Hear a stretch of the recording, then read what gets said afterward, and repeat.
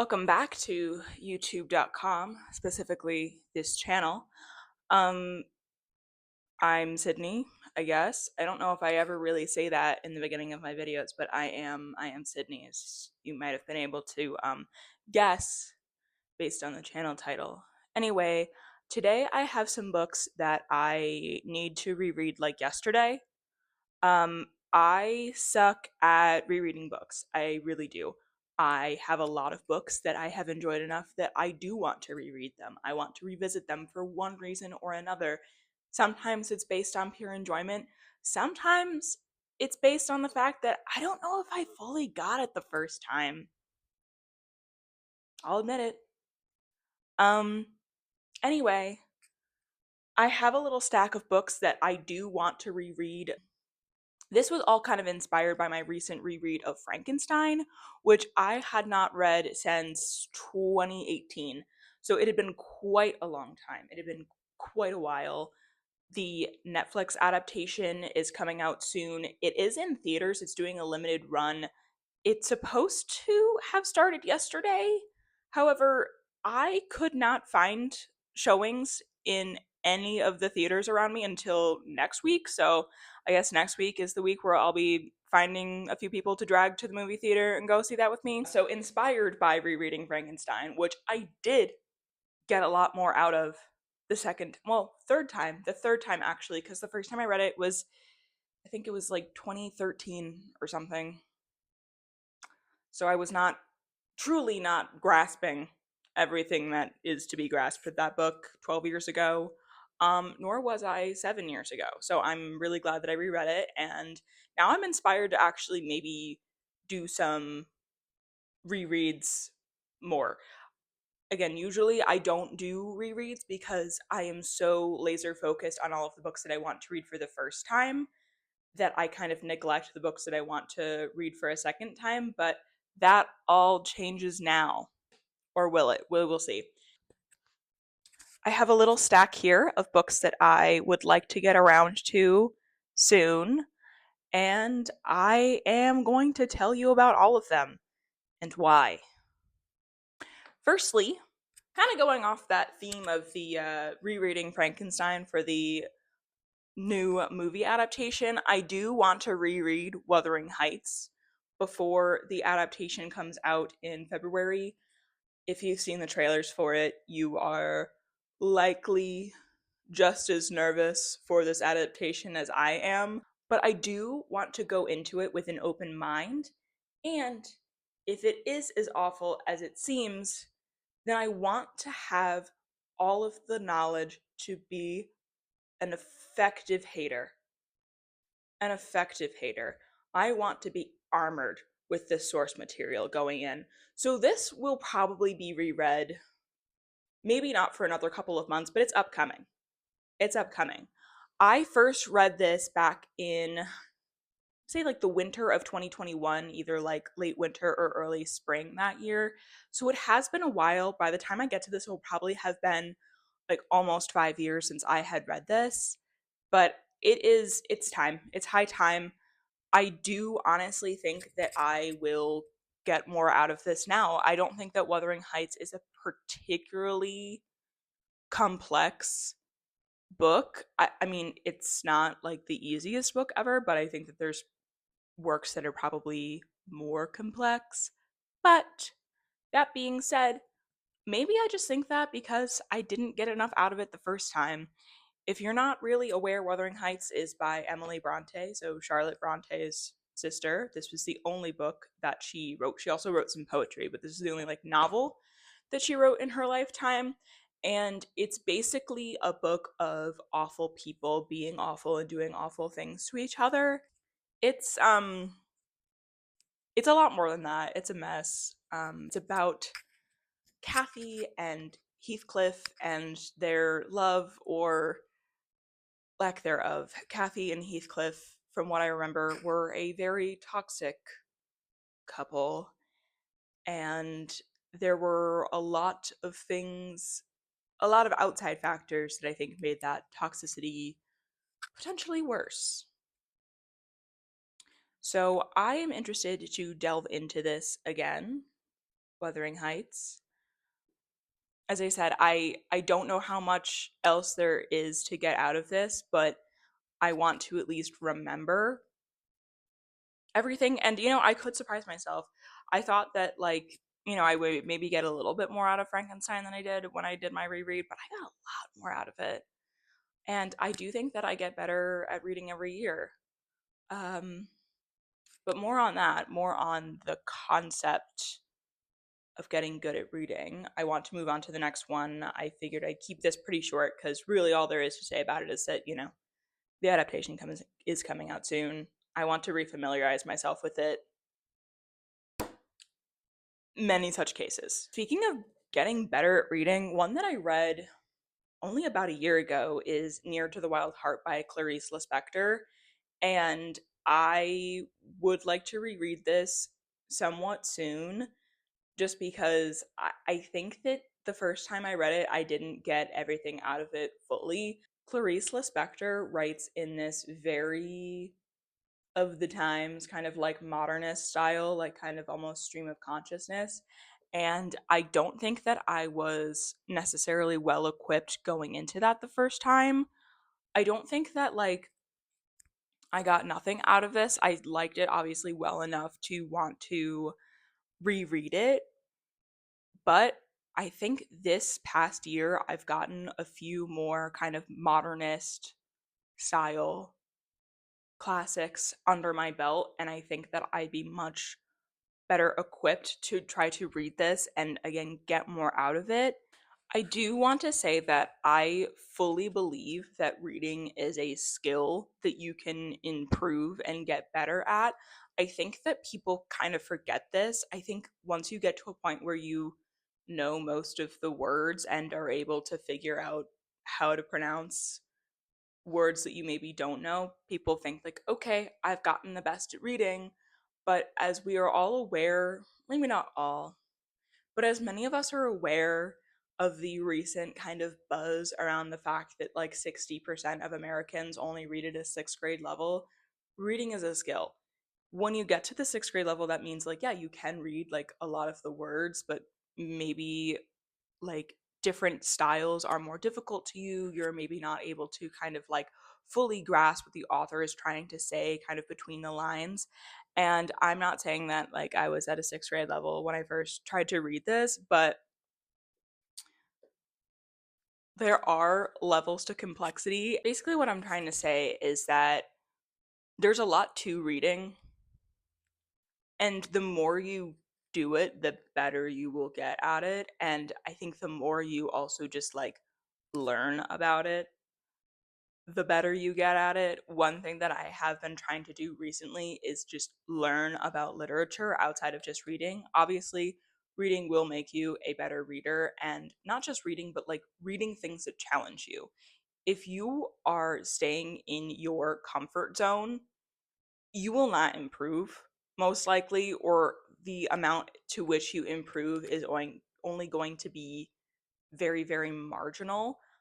But I think that with reading, if you actually genuinely do want to become a better reader, you do kind of have to put your ego aside and say, okay, this was a little bit complex. I want to learn about this. I want to get better at this. And then you have to read what other more skilled people have to say about whatever you just read in order to not only get like everything there is to get out of it, but also potentially like know what to look for next time in order to start finding those things yourself. I'm currently reading a book that's like How to Read Literature Deeper. I did do some study of literature in my higher education, but it was very, very minimal.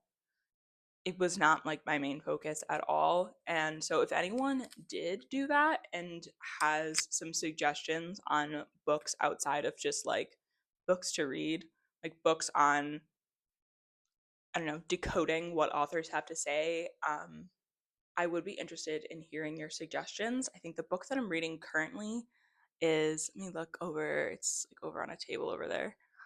It's called How to Read Literature Like a Professor by, I think, Thomas Foster is the name of the guy.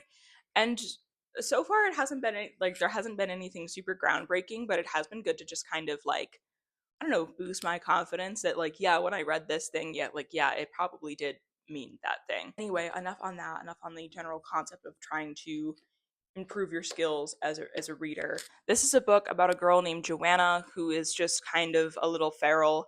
And I think the book, if I'm remembering correctly, is her just kind of going throughout like her childhood and maybe teenage years and just kind of accepting the wildness of her heart. I think the title Near to the Wild Heart refers to something else. Like I think that that is the concept of the wild heart existed before Clarice Lispector used this for this novel. But honestly, just because I think that a lot of the time that I was reading this, I was kind of like just wading through the prose. I don't know if I can even fully give like a really good description of exactly what happened, other than there's a girl named Joanna who's kind of crazy. I don't think that my brain was really focused on remembering the plot as much as like, I don't know, struggling to wade through like the prose style. But yeah, that's why I want to reread it. So let's move on. Let's move on. Okay, moving on to a more modern book that I want to reread for maybe not exactly the same reason as Near to the Wild Heart, but like similar reasons, is The Employees by Olga Ravn. This is a book that is told in a really interesting, kind of unconventional way. It is a series of reports from employees. I believe, are they on a spaceship? They might be on a spaceship. I don't exactly remember. I do remember that this had sci fi elements, though, so maybe I'm just conflating sci fi elements with spaceship, which is really not, but I don't know. I think they were maybe on a spaceship. And basically, there's something wrong. There is something amiss in the workplace, and you can kind of slowly start to deduce what's going on based on these series of employee reports. And while I do think that I got more out of this than maybe Near to the Wild Heart, and therefore there is less of a need to reread this, I do still think that I would probably get a little bit more out of it. I read this back in I think 2023. I was under the impression that it had only really recently come out, or at least like the translation, because this is a Danish author. Let me look. Let me look. Okay, yeah. So the original Danish version of the book came out in 2018, and then the translation came out in 2020. For some reason, I thought that it had come out maybe sooner to when I had read it, but I guess that wasn't the case. I guess I was mistaken, or I'm remembering it incorrectly. I don't know. But either way, I do think that I would probably get more out of this if I reread it again. Just as I said, because I think that like truly, I'm at a point where I actually notice every year that certain authors and writing styles and whatnot and what have you, I find easier and I find easier to get more out of. And I don't really have anything to compare this to, so I can't even say if like, oh, like I would definitely get more out of this a second time, but I have a hunch that I would. I have a hunch that I would. And it was pretty short. It's not very long, and as I said, it's like told in the style of just a bunch of different like employee reports. So it doesn't even have like chapters. Like a lot of it is just like, as you can see, like statement 58, statement 64, and it's just like, you know, most of a page worth of material. So this one does go by pretty quickly, and I want to read it again. I think it would be good. I don't know if I need to even justify why I really want to read it again, but that the whole video is kind of me justifying why I want to reread things. Okay, the next book that I want to talk about is another book that I read quite a few years ago at this point. This book is The Unbearable Lightness of Being by Milan Kundera. I read this. I very vividly remember when I read this for the first time. It was April of 2021, so 4.5 years ago, and I very vividly remember it because it just struck me so deeply. I don't know. I don't know. I think I was kind of going through it when I read this the first, I mean, we kind of all were, 'cause at that point it had been like a year of COVID, and I think that we were all kind of sick and tired of like everything associated with that. I was an essential worker, so I got my vaccine a little earlier than some other people because I was essential, which in a lot of cases meant minimum wage, which was certainly the case at the time. Actually, maybe I made slightly more than minimum wage. I made not enough. I made not enough money for all of the crap that I had to deal with in that job. Anyway, moving on. But this struck me just so deeply. The one thing about this is I don't think that the prose style was particularly complex, but this did have a lot of philosophical elements to it. I believe a lot of what Milan Kundera writes is kind of somewhat philosophical. The only other thing that I've read by him was a book of short stories, and I honestly didn't like it very much. Like, it was okay. It was okay.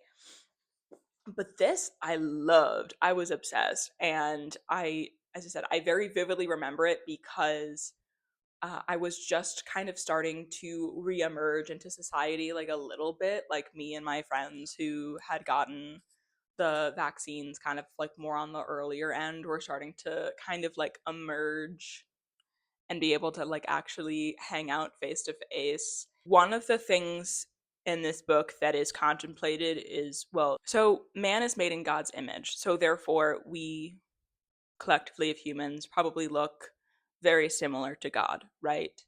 But also, God is divine and therefore probably doesn't have to do a lot of the same like functions as humans. So therefore, does God have a butthole?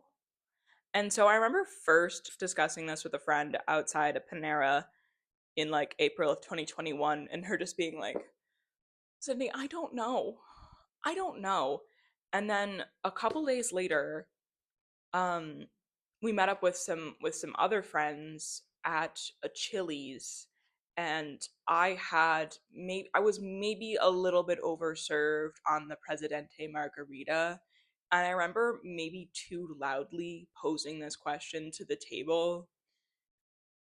Meanwhile, they had to space us out a little bit at the Chili's, so but the table that was closest to us, I think there was like still like a table in between, but the table that was closest to us um was sitting one of my friend's exes and the friend's ex's mom. And so I very loudly posed the question of whether or not God had a butthole, and everyone had to be like, Sydney, shut up. Look around. And I was like, hey, listen, it's not my fault that this Chili's establishment kind of overserved me on the Presidente margaritas. Anyway, um, I don't even think it was that many. I think it just like I hadn't, my tolerance was very low because I had not been out in society in a long time. Anyway, there is a lot of philosophy elements in this, and I would like to re-explore those. I wouldn't say I know a ton more about philosophy, but I definitely know some more, and I definitely have a little bit more practice with philosophical literature or literature with philosophical subtext. And so therefore I do think that I might be somewhat better equipped to get everything out of this book that there you are meant to get out of this, or at least get more of it. This is kind of like Wuthering Heights, a book about awful people being awful to each other and just doing awful things. This follows a couple whose names I'm struggling to remember, but it follows a couple where the man in the couple is kind of a womanizer, and the woman obviously does not like this, but he's just kind of like, listen, I love you, but I can't change who I am. Like, this is just who I am, and I love you, but like it's not gonna change. And many such cases, am I right, ladies? Like, eyes are rolling. But the book is a lot of her kind of grappling with this idea and trying to decide if she's the sort of person who really cares that much about monogamy. How much does she care? Like, how much is this going to affect her if she continues to stay in this relationship. So that's that. That is The Unbearable Lightness of Being by Milan Kundera. There's a lot more to it as well. Like I just kind of gave you a brief overview. Milan Kundera is a Czech writer, and this kind of takes place over a backdrop of the Prague Spring. So there's a lot of political upheaval happening as well. So it's not just like a one dimensional story about a couple. There's a lot to this, but as I said, I would like to see if I could get even more out of it than I had already got. So that yeah, that's The Unbearable Lightness of Being by Milan Kundera. And lastly, for this video at least, I would like to reread A Tale for the Time Being by Ruth Ozeki. This book I read, I think, about 3 years ago. I think I read this in the summer of 2022. And this book, I don't know, I might have gotten what needs to be gotten out of this, but I do have a hunch that there could be more to it. This was a beautifully kind of layered novel of dual perspectives. This is about a woman in Canada who one day on the shore washes up a Hello Kitty lunchbox, and in the Hello Kitty lunchbox, it's like one of those like tin lunchboxes, um, is a diary that had been enough protected by said Hello Kitty lunchbox. And the diary is of a teenage girl from Japan, and the lunchbox containing the diary had been washed away in the tsunami that happened in 2011. So the woman starts to read through the diary. I believe the woman in the story is um, half Japanese, or maybe just Japanese Canadian, but either way, she's able to read whatever's in the diary and starts to feel like a sense of connection with this teenage girl who lost this and maybe everything back on that day in 2011. And it was really just kind of touching, heart-wrenching, the connection between these two people leading such different lives across the ocean. There is a, I wouldn't quite say magical realism element to it, but there is like a little bit of, yeah, like I don't know if it would quite be magical realism, but like a kind of like whimsicalness. As you will, if you read this yourself, A Tale for the Time Being does kind of take on like a dual meaning, like a tale for the time being and like a tale for the time being. So you'll see. But I really thought that this was very touching and heartbreaking at times, and I think one of the reasons that I like reading literature so much, and then I also like, especially reading like older books, is the kind of connection across time with someone who you have never met and will never meet, but there's, you can really feel a lot of emotion from their story, and I loved seeing that kind of represented in another way in this book. But yeah, this is a book that has been pretty near and dear to my heart since I read it the first time, and it deserves a reread. It deserves a reread. I don't think, as I said, some of the other books that I'm rereading them because I feel like I need to really fully grasp everything that needs to be grasped. And this one is not really the case, but I do feel like there could be something else in this. This was, I want to say, critically acclaimed when it first came out. It says a finalist, so I'm assuming it was like shortlisted for the Booker Prize in 2013. So it certainly does have some literary merit to it. And yeah, that's that. That's A Tale for the Time Being by Ruth Ozeki. And I think that will probably wrap up this video. Let me know what you want to reread. There's certainly other things that I want to reread as well. I would love to get a reread of Pride and Prejudice in at some point, but I've already reread that, so I'm prioritizing these. I would also like to reread The Secret History again. But again, I'm trying to prioritize other things that I have not reread and that I've been saying I want to reread, and also another just book by Donna Tartt. God. Anyway, yeah, let me know. And I will see you in my next video. Goodbye.